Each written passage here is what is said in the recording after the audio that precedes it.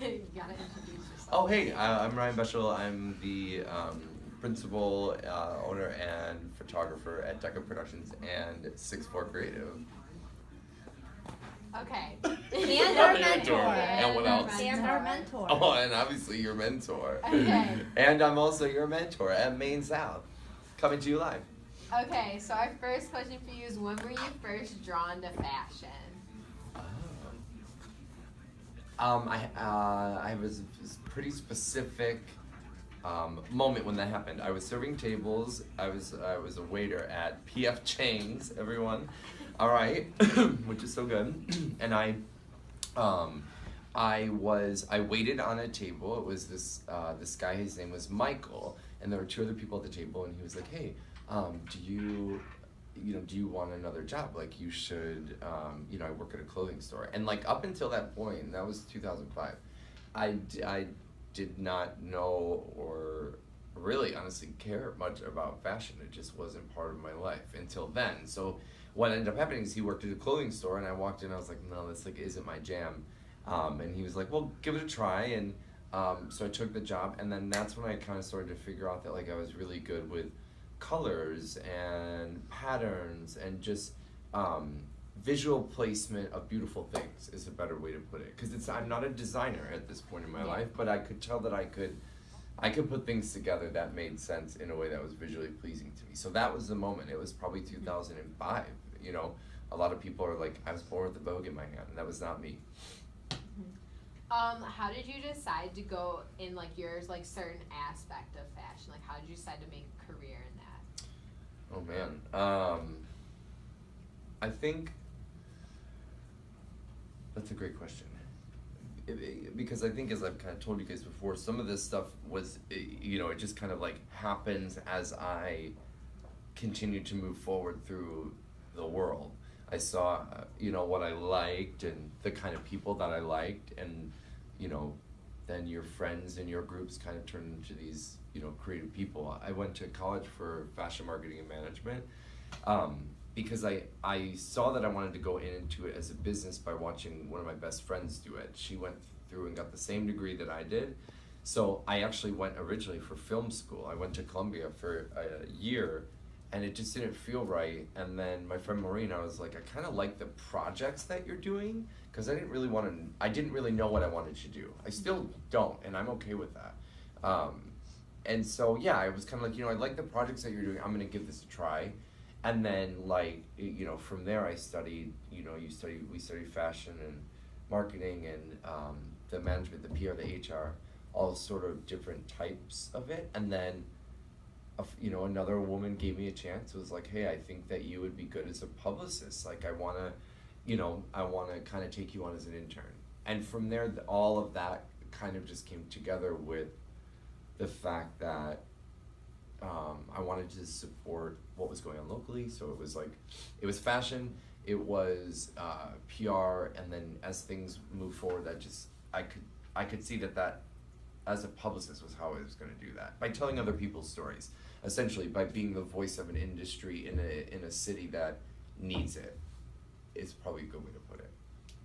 What's your biggest fashion inspiration, or like who is your biggest fashion inspiration? Tom Ford, we were talking about this earlier. Tom Ford and Alexander McQueen, I would say, are my two designer inspirations. Tom Ford is so many things that I am not, but that I strive to be. He's just very, everything is in order. Like, he's the kind of guy, who obviously, he does everything from making movies to being a designer to all of it. Number one, I strive to do that, and I think that is one thing that hopefully I do like him, is that I try to dip in as many different industries as possible, but he is very calm, decisive, and collective, and I'm kind of not. I'm all over the place. I think there's value in both, but I do strive to be that kind of stoic one day. Tom Ford to me is like, he's the man that through the end of directing, a single man showed up on set from day one to day two, or till the last day, in a clean pressed white shirt, black slacks, and great shoes. And if you know anything about directors, by the end of their movie, they're ruined. They're literally ruined. So that level of stoicness, I think, is incredible. Number one, and then Alexander McQueen. You know, if I hope you guys know who Alexander McQueen is. Yeah. I mean, he just, as a visionary and as a dreamer and as a creator, there will never be another one like him. And I can only hope to achieve like half of, if that, of what he created out of what he saw in his mind. So to me, it's the two ends. It's the real like editorial crazy, like Alexander McQueen saying something, meaning something, feeling something. And then there's a Tom Ford that is this clean, structured classic. Mm-hmm. Boom. What See, this is why you better not have 10 questions. Go What ahead. do you hope to achieve in the future? Oh man. I want to. My gut is I want to help people always. I want to help, you know, be it students, like that's a big, it's a big important thing to me, is giving back as much as I can. I'm working on a foundation that, actually you guys are some of the first to know that I'm even doing that. It's launching pretty soon in April. And then growing my company, growing my team specifically. I've just hired a publicist and I have a director of operations. I have 2 other employees, so I'm looking for interns. Yeah, and just I think for me, being successful at taking care of myself and then taking care of my business. For me, 2017 is about being good to Ryan, and then, you know, from that comes success. And I can tell you that that is 100% true. And I'm 34 years old, and it took me this long to figure it out. So be good to yourself, your business will grow, do what you love, give back, and make money. That's what I would like to do this year. I'd like to make some money. So yeah, those are kind of my goals. There's a lot of things that are coming that you'll find out when the time is right. But yeah, always constantly growing and trying to help people and share unique stories of people that are making awesome things or doing awesome things like you guys. And yeah, I look at myself as the bridge, as the mouthpiece to tell the world what I think, or tell the world about things that I think are worth telling. Okay, and our final question is, what is the best advice that you could give us? Oh, that's a great question. Sneaky. Okay, what's the best? You know, of course, nothing. I never say anything short. I would give you a couple different things. The one that comes to mind first is to not be super hyper focused on exactly what you want to do with your life. Meaning, have a focus for sure. Like, I want to be a designer, I want to be this or that. But allow some breathing room for the things that you cannot control, which is about 90% of the process. So, have a direction, but don't have a destination. That's probably the best way to put it. Is know which way you want to go, and then work really hard towards that while being free and open and paying attention to the other things that'll come in. Because I can tell you that you asked me, what do you want to do? I still don't know what I want to do, and that's okay. I just know I want to go forward, and I want to be successful, and I want to do good work, and I want to have great clients, and I want to inspire a team to want to achieve on my behalf. So I know those things.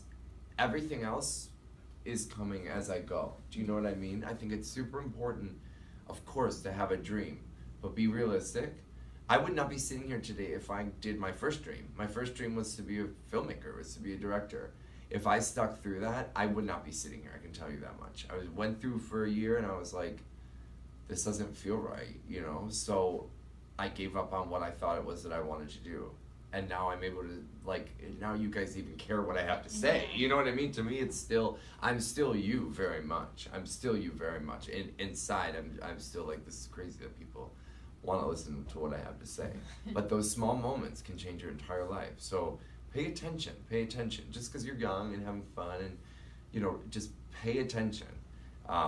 Still be young, still have fun, but know that here on the other end, I'm 34. There's 10 years that I could have shaved off of stuff that I could have done better, done faster. You know what I mean? Mm-hmm. I wouldn't change it for the world, but work efficiently and work towards your dreams, and also be realistic and know there's, you know, that it's never gonna go the way you think it's gonna go. Yeah. Other than that, you know, work harder than anybody else. You know, do a little bit better, go the extra mile, you know, send a handwritten letter. Like, that stuff does get noticed these days.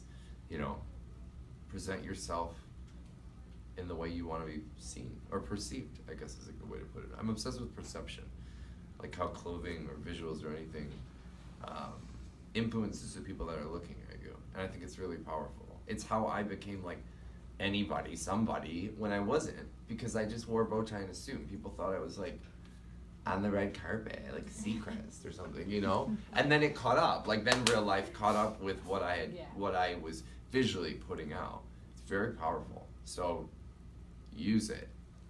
Air high five. Do you have any more? No, that's Cool. it. Thanks, Ryan. Sure, guys. Let's all say bye to the camera. Bye, camera. Thank you for joining us on Between the Machines.